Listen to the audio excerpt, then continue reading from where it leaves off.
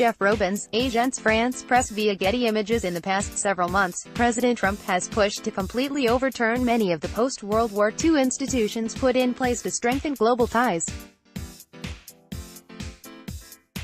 These tensions have created immense strain ahead of the summit in Canada, with top leaders questioning if they are in the midst of a transformational disruption brought on by the United States.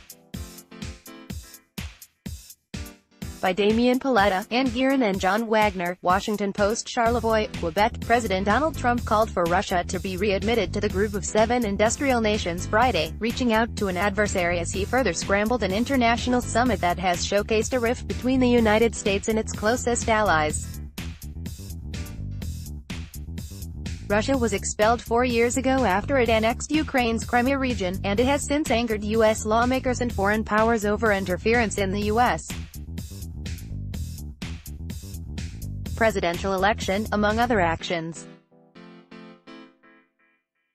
But Trump broke with most other G7 leaders during the first day of their annual summit here with his call to bring back Russia. Start your day with the news you need from the Bay Area and beyond. Sign up for our new Morning Report weekday newsletter.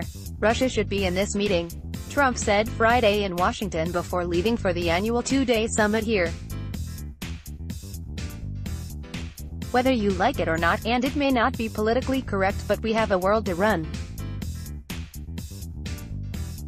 They should let Russia come back in. The split over Russia injected another point of division into an already tumultuous G7 summit.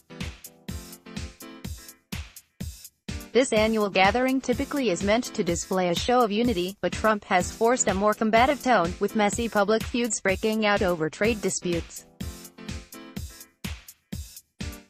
Most of the foreign leaders at the summit had hoped to use the summit to confront Trump about new tariffs he is imposing on imports, but instead found themselves reacting to Trump's Russia comments and bombastic Twitter posts. Italian Prime Minister Giuseppe Conte said he agreed with Trump. British Prime Minister Theresa May said it was important to engage with Russia, but she said Russia would have to make changes before readmission could be discussed. Canadian Foreign Minister Chrystia Freeland was more definitive, saying, Russia made clear that it had no interest in behaving according to the rules of Western democracies.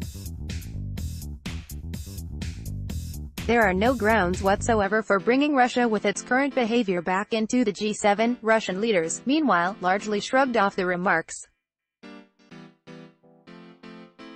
The G8 needs Russia much more than Russia needs the G8, said lawmaker Konstantin Kosachev, chairman of the Foreign Relations Committee in Russia's upper house of parliament.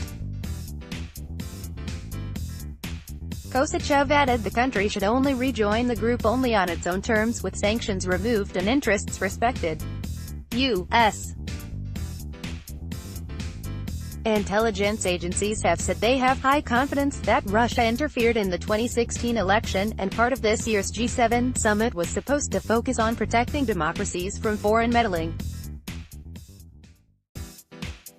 Special Counsel Robert Mueller III is investigating Russian interference efforts, including whether Trump's campaign colluded in any way with Russian officials, a probe that has become an obsession for the president. Trump's National Security Council was surprised by the president's call to readmit Russia to the G7, according to a senior U.S. official who spoke anonymously to describe the administration's internal dynamic.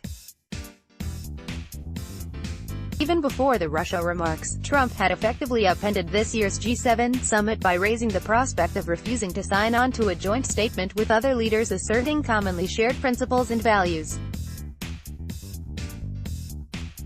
And after French President Emmanuel Macron said the other 6 nations would be willing to move on without the United States, Trump criticized him and Canadian Prime Minister Justin Trudeau, threatening to impose new trade penalties and pull out of the North American Free Trade Agreement. We have to change it, and they understand it's going to happen, Trump said Friday during an approximately 20-minute, impromptu question-and-answer session with reporters outside the White House. We're unable to make a deal, we'll terminate NAFTA. We'll make a better deal. And I'll tell you what, it's what I do. It won't even be hard. And in the end, we'll all get along," Trump said. But after exchanging public barbs from afar, Trump and other leaders did appear to get along when he finally arrived in this sparkling resort town on the street Lawrence River. They were all smiles during a group photo of the world leaders. Trump sounded cheerful and optimistic as he greeted Trudeau, joking that the Canadian leader had suddenly agreed to drop all trade barriers with the United States. Both men laughed. Trump said he thinks there will be a unified statement from all 7 leaders when the meeting ends Saturday, but he did not elaborate. He later said he and Trudeau had a very good meeting on NAFTA, a separate trade issue from Trump's complaints about the Europeans. Trump was similarly upbeat as he prepared to sit down for his rescheduled meeting with Macron later Friday. "We've had really a very good relationship, very special. A lot of people wrote a couple of things that weren't quite true, a little bit accurate, perhaps. We've had a little test every once in a while when it comes to trade," Trump said. "The United States has had a very big trade deficit for many years with the European Union and we are working it out and Emmanuel's been very helpful in that regard," Trump said. Trump's suggestion to readmit Russia faced heavy, bipartisan criticism from U.S. lawmakers. Senate Minority Leader Charles Schumer, DNY, accused Trump of turning our foreign policy into an international joke, while Sen. John McCain, RREs, the chairman of the Senate Armed Services Committee and among the first lawmakers to call for Russia's ejection from what was then the G8, slammed the moves, as well. Vladimir Putin chose to make Russia unworthy of membership in the G8 by invading Ukraine and annexing Crimea, McCain said in a statement. "Nothing he has done since then has changed that most obvious fact. In the past several months, Trump has pushed to completely overturn many of the post-World War II institutions put in place to strengthen global ties. These tensions have created immense strain ahead of the summit in Canada, with top leaders questioning if they are in the midst of a transformational disruption brought on by the United States. The rules-based international order is being challenged," European Commission President Donald Tusk told reporters here. Quite surprisingly, not by the usual suspects but by its main architect and guarantor, the U.S.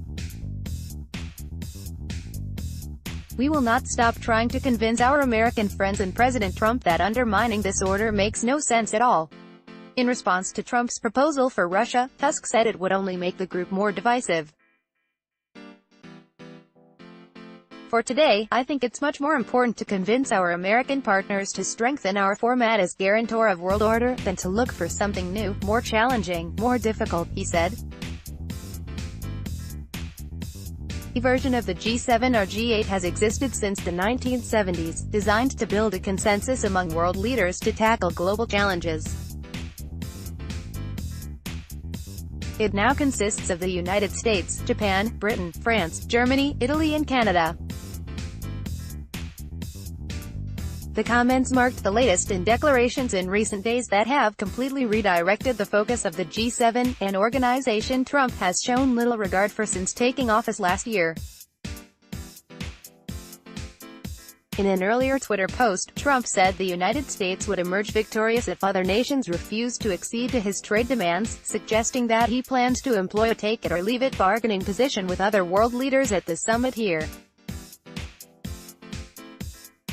"Looking forward to straightening out unfair trade deals with the G7 countries," Trump wrote. "If it doesn't happen, we come out even better." Trump is scheduled to leave the summit early Saturday, an unexpected schedule revision that will pull him out of discussions on climate change. Trump instead will be en route to Singapore to meet with North Korean leader Kim Jong-un. Many of the world leaders represented here, including Trudeau, have sought to draw Trump toward multilateral institutions despite his "America First" agenda. But in recent weeks, there have been signs that world leaders have scrapped that approach and now plan to deal with Trump in a more adversarial way, particularly after the White House announced it would begin imposing tariffs on steel and aluminum imports from U.S. allies beginning in June. Trump is now engaged in trade wars with numerous countries in Europe, North America and Asia, which could affect the flow of hundreds of billions of dollars in goods, including automobiles, agricultural products and technology. He wants Europe and Japan to lower tariffs on imports of automobiles. He wants China to buy more agriculture and energy products from the United States. He is pushing Mexican leaders for a range of changes to NAFTA, and he wants that entire pact to expire after 5 years. His view is that other countries have imposed unfair tariffs limiting U.S. imports for decades, but that the United States has unwittingly allowed those countries to bring low-cost goods into the country, hurting American companies and workers. Foreign leaders are aware that as Trump levels trade threats, he faces growing opposition at home. A number of congressional Republicans have expressed outrage, and some are trying to intervene to strip away his powers. Congress so far has not done so, but U.S. business groups, worried about the prospect of higher costs driven by Trump's trade threats, are pushing Congress to act.